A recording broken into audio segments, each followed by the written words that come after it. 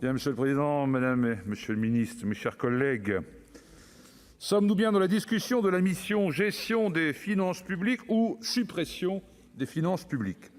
La question vaut d'être posée quand on voit le nombre effarant de suppressions d'emplois et la part principale que cette action prend.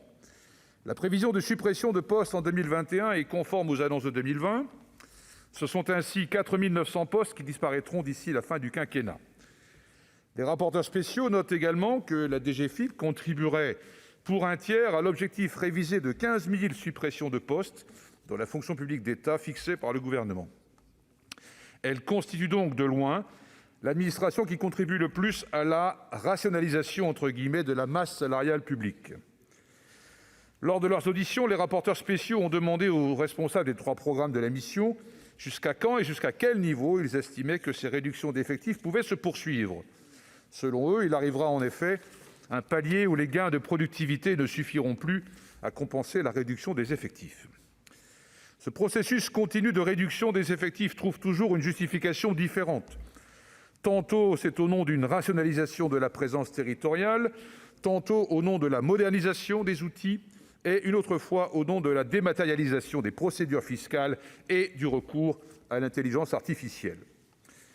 Mais enfin, mes chers collègues, comment tolérer une baisse de 1,56 % du budget du programme en charge du recouvrement de l'impôt d'État et du secteur public local, moins 123 millions d'euros de dépenses de personnel, alors que, on le sait, les grandes entreprises utilisent des montages toujours plus complexes pour échapper à leurs obligations fiscales, que les géants du numérique mis en cause ces temps-ci refusent de s'acquitter de leur impôt, préférant le contentieux, puis un arrangement avec l'administration, et que les niches fiscales rendent toujours plus difficile de définir le juste montant.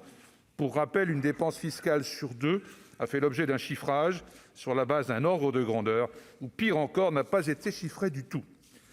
Nous ne pouvons nous satisfaire, mes chers collègues, que plusieurs milliards d'euros de recettes fiscales de l'État, comme des collectivités locales, ne soient perdus in fine au sein de la mission remboursements et dégrèvements, faute d'avoir pu engager les voies et moyens nécessaires à leur recouvrement. L'administration fiscale, par manque de moyens, s'incline devant l'ingénierie des fraudeurs et la malice des tricheurs. Elle renonce parfois, de guerre lasse. J'en veux pour preuve 2 indicateurs. Seulement 12 % des dossiers répressifs ont été transmis au parquet en 2020. C'est la part des dossiers transmis à l'autorité judiciaire sur la base de la lutte contre la fraude fiscale et l'escroquerie. C'est bien sûr largement insuffisant. Il est probable que ces signalements seraient plus nombreux si les moyens d'investigation étaient accrus. Autre indicateur, 67 % des créances issues du contrôle fiscal externe ou sur pièces sont réellement encaissées, à l'exclusion des créances sur lesquelles les comptables ne peuvent pas agir. Un tiers des contrôles fiscaux font donc l'objet d'une mesure de recouvrement qui n'aura jamais lieu.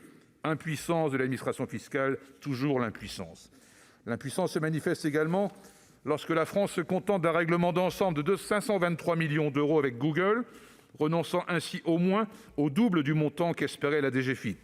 À son bon vouloir, Google a décidé de transiger avec la justice et l'administration fiscale. Cette perte de ressources entérine également une convention fiscale dérogatoire dont nous ne connaissons pas les termes. Qu'est-ce qui a été négocié ? Cette affaire avait été qualifiée d'hors norme par un représentant du parquet national financier. Il est impératif qu'en face, les moyens consacrés à la lutte contre la fraude et l'évasion fiscale soient également hors normes ou au moins à la hauteur. Dernier point, le coût de collecte des recettes douanières et fiscales n'est que de 73 centimes pour 100 €. Voilà ce sur quoi je voulais conclure et pour vous dire qu'évidemment, nous ne pourrons pas voter les crédits de cette mission. Merci.